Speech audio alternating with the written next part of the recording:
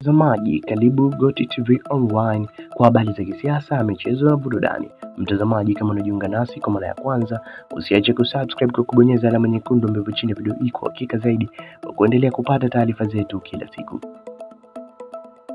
Chama cha Demokrasia na Maendeleo ni moja ya vyama ambavyo vimekuwa na focus kubwa ya kufanya uchaguzi wa mwaka 2025, lakini wakitangaza kususia uchaguzi kwa kusema kuwa kama hakutakuwa na haki.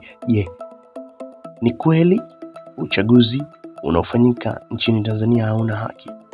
Hapana, uchaguzi unaofanyika ni wa haki. Hivyo ningependa kushauri kwa wale ambao wanatokea katika Chama cha Demokrasia na Maendeleo waendelee kuunga mkono chama chao cha Demokrasia na Maendeleo. Ni chama ambacho pia kimekuwa kikileta viongozi bora ikiwemo Mbowe, Lissu na viongozi wengine kama Halima Mdee ambao pia wanahitajika kupewa nafasi ya kuendelea kuwa viongozi bora wa kuongoza katika nchi ya Jamhuri ya Muungano wa Tanzania, kwani wao pia ni viongozi wenye vision kubwa.